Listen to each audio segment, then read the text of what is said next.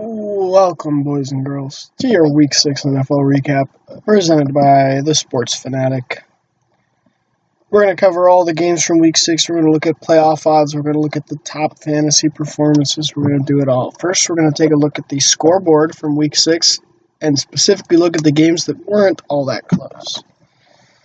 The Houston Texans took out the Cleveland Browns in convincing fashion, 33-17.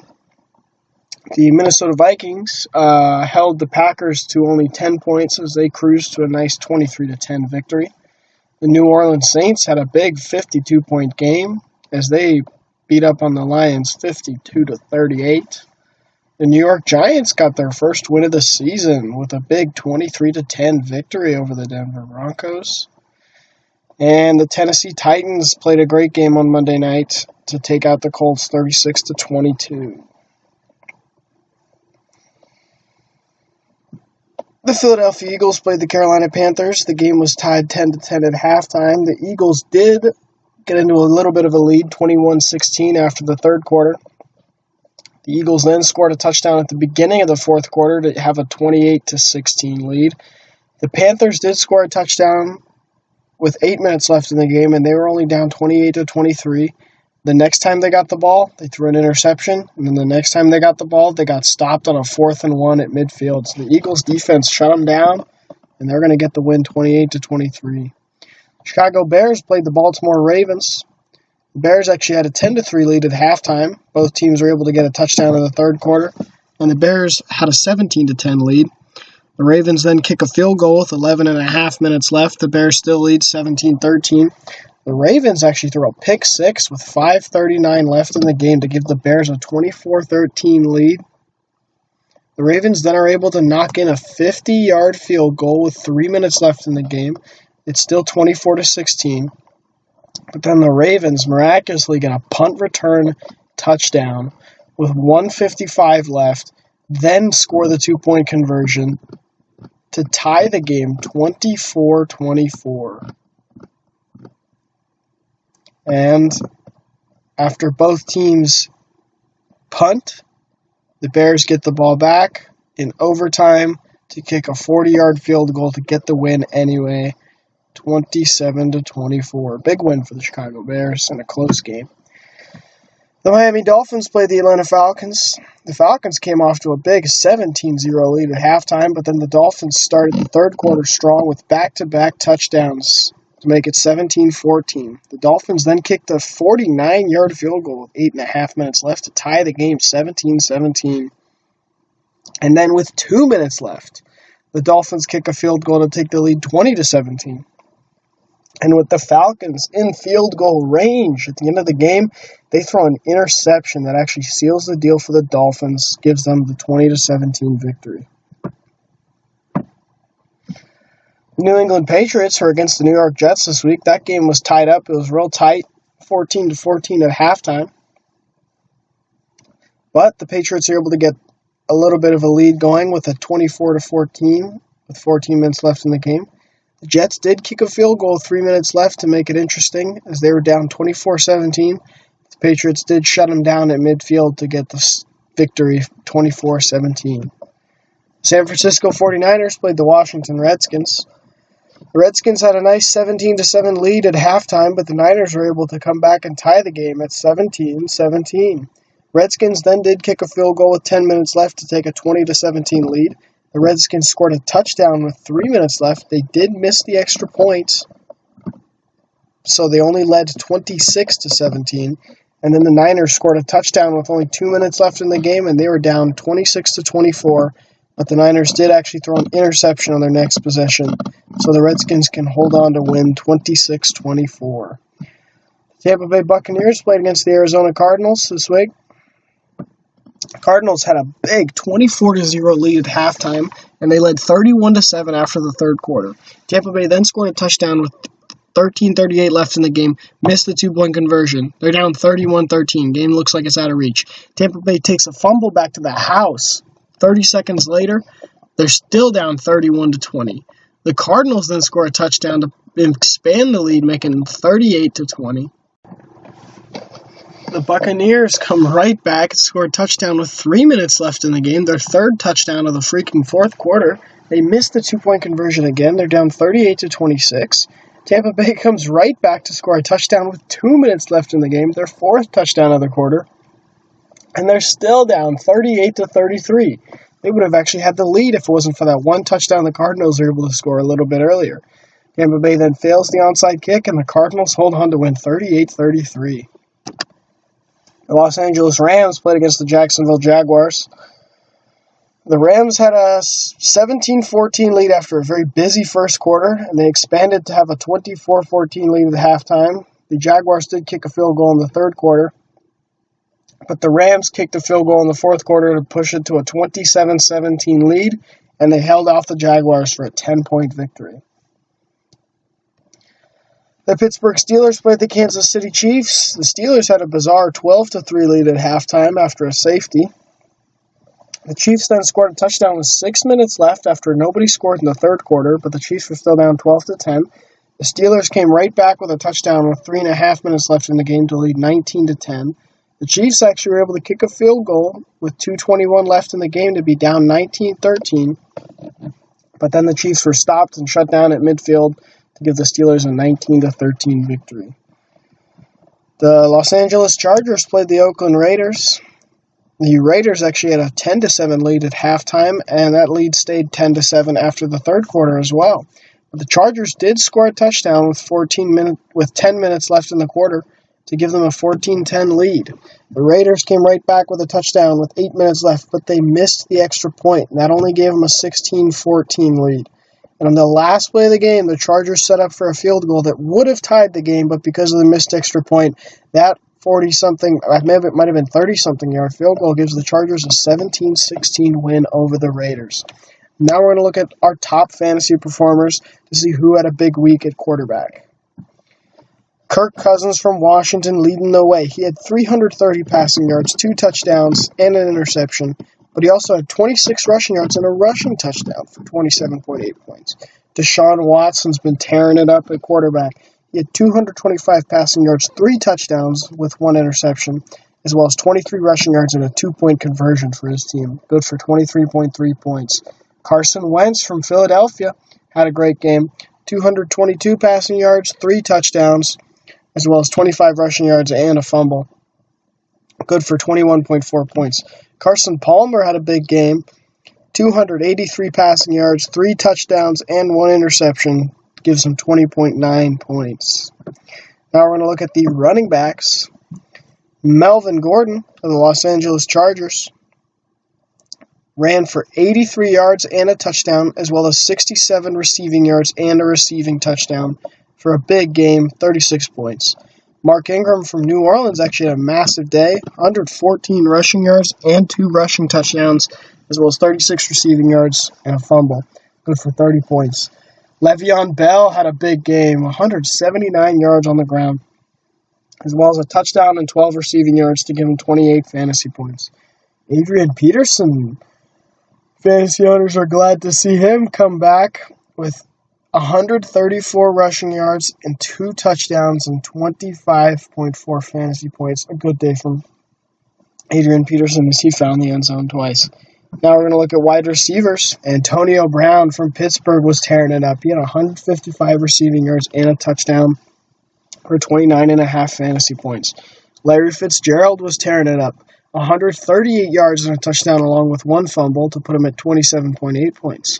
Golden Tate and Marvin Jones Jr., both from Detroit, both had great games. Golden Tate, 96 receiving yards and a touchdown. Marvin Jones Jr., guess what? 96 receiving yards and a touchdown. They both had great games. They both put up 22 and 21 fantasy points, respectively. Now let's take a look at the tight end. Rob Gronkowski, of course, he's leading the way. From the Patriots, he had 83 receiving yards and he had 2 touchdowns for worth 26 fantasy points. Cameron Brate from Tampa Bay, 76 receiving yards and a touchdown. He had a good game. Evan Engram from the New York Giants. I'm sure it'd be surprised if he actually is on anyone's fantasy team, but he had a great game, 82 yards and a touchdown. Let's look at the defense and special teams. Surprisingly, the Saints are leading the way because they had 3 touchdowns on the defense and special teams, as well as 3 interceptions, 2 fumble recoveries, and 5 sacks. So despite 32 points allowed, it did get 32 fantasy points.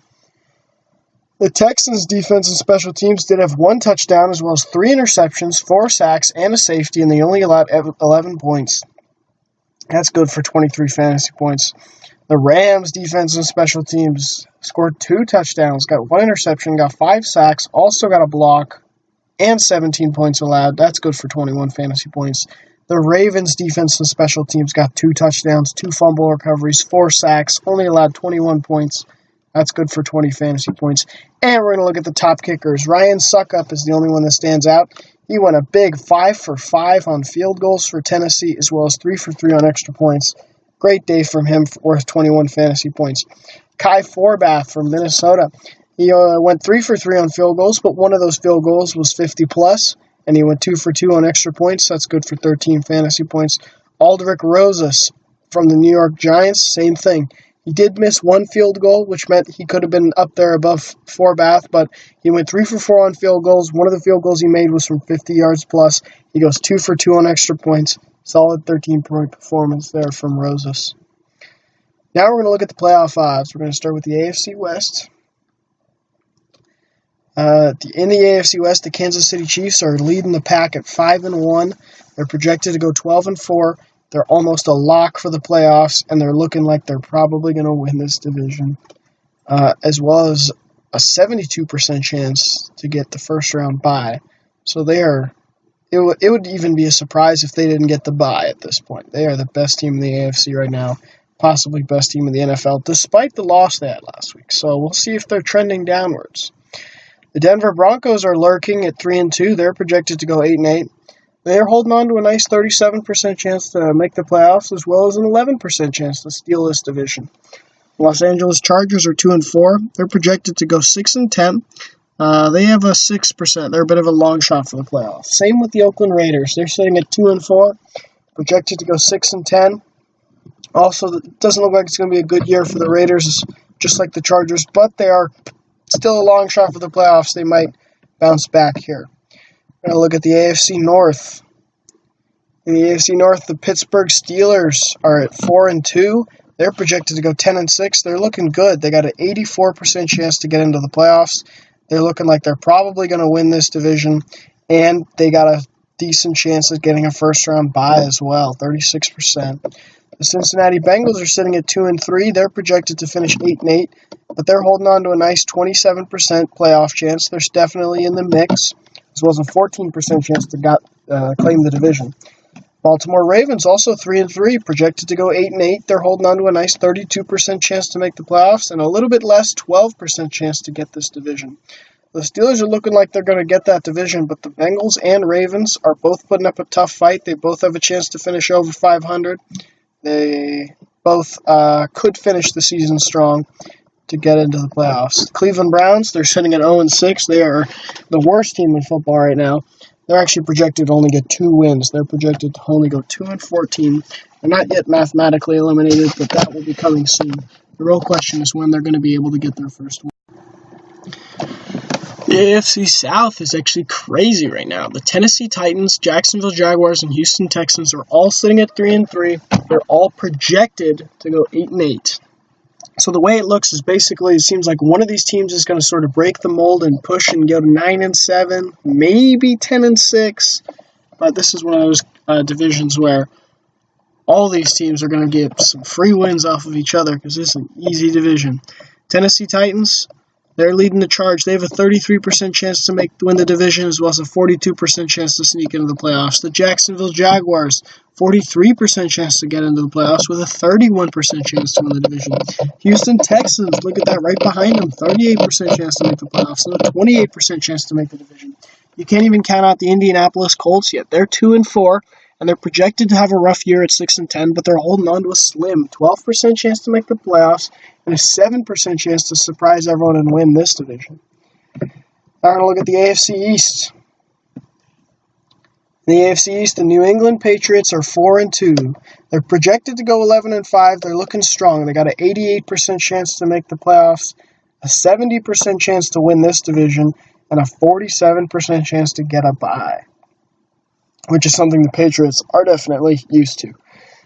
Buffalo Bills, they're sitting at 3-2. They're projected to go 9-7. They got a solid 45% chance to get into the playoffs. This might be their year. And they actually have an 18% shot to win this division outright as well.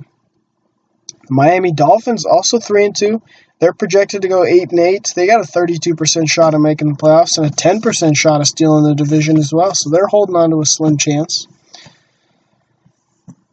Actually, they're contending for the playoffs, that's for sure. The New York Jets, even. The Jets are 3-3. They're projected to fall down to 7-9, but they got a little bit of a shot at making the playoffs too, 13%, as well as a 2% shot of winning the division. Now we're going to get into the NFC. In the NFC West, the Seattle Seahawks are leading the charge at 3-2 because they're projected to go 10-6. They're looking real strong, but they only have a 65% chance to make the playoff. It's not a lock for them yet, as well as a 56% chance of winning this division and a 22% chance of maybe ending up with a bye. The Arizona Cardinals are sitting at 3-3. They're projected to go 8-8. They have a 32% chance of making the playoffs, as well as a 23% chance of actually winning the division. Los Angeles Rams are sitting at 9-7. They're sitting at 4-2. They're having a good year. They're actually technically leading this division, but they're actually projected to go 9-7. And they have a 33% chance of making the playoffs and only a 20% shot of winning the division. So the Seahawks are kind of the 50-50 favorite to win the division, but it definitely could be the Cardinals. It definitely could be the LA Rams as well. All these teams are looking like they're going to have good years. The San Francisco 49ers are in the 0-6 club. I believe they're the only team besides the Browns that's currently in the 0-6 club. They're projected to only go 3-13, and they're not eliminated yet, but we're going to have to wait and see when their first win is. Moving into the AFC North, the Green Bay Packers are 4-2 right now. They're still projected to go 10-6. They got a 69% chance of getting into the playoffs and a solid 48% chance of winning the division, as well as a 28% chance of grabbing that first round bye. The Minnesota Vikings are right next to them at 4-2, also projected to go 10-6, with a solid 56% chance of making the playoffs and a 31% chance of taking the division. The Detroit Lions are lurking right behind him at 3-3, projected to go 9-7. They got a solid 34% chance of sneaking into the playoffs and a 20% chance of winning this division. Chicago Bears have bounced back a little bit. They're sitting at 2-4. They are projected to go 6-10 still, and they're holding on to a real tiny 2% chance of making the playoffs. The NFC South has been busy. The Atlanta Falcons are sitting at 3-2. They're projected to go 9-7. They got a 57% chance of getting into the playoffs and a 38% chance of winning the division, as well as a 20% chance of getting a first-round bye. New Orleans Saints, look at them. They're sitting at 3-2. They're also projected to go 9-7. They got a 50-50 shot at the playoffs. They got a 32% chance of winning the division. The Carolina Panthers are actually leading the division at 4-2. They're also projected to go 9-7. They got a 45% shot at the playoffs and a 25% chance of the division. And the Tampa Bay Buccaneers, not that bad. They're sitting at 2-3, but they're projected to go 6-10 because their division's real tough, and they only got a 10% shot at the playoffs, which is still a bit of a chance, and a 6% chance at the division. So this division's looking real tight. The Panthers, the Saints, and the Falcons, all with a very solid chance of coming out on top, and a very high chance that whoever finishes second in this division is going to be probably 9-7, probably sneak in as one of the wild card boys. Moving on to our last division, we got the NFC East. Philadelphia Eagles are having a great season at 5-1. They're projected to go 11-5. They got an 88% chance of getting into the playoffs and a 76% chance of winning this division, as well as a 50-50 shot at a first-round bye. They're looking like a strong contender to finish first or second seed in the NFC. The Washington Redskins hanging out right behind them at 3-2. They're projected to go 8-8. They got a nice 32% shot of getting into the playoffs, and they still got an 11% chance of winning this division. The Dallas Cowboys, they're 2-3, but also projected to go 8-8. They have a 22% shot of making the playoffs, and another 11% chance of sneaking up and grabbing the NFC East. The New York Giants, they did get their first win, so they're sitting at 1-5, and they're a lot better than 1-5 may indicate, so they're actually projected to finish 6-10, which isn't terrible, and that puts them at a 4% chance of making the playoffs and a 1% chance of winning the division. That is your Week 6 NFL update. Make sure you come back next week to check out Week 7. As always, this has been the Sports Fanatic. Go forth, spread beauty and light.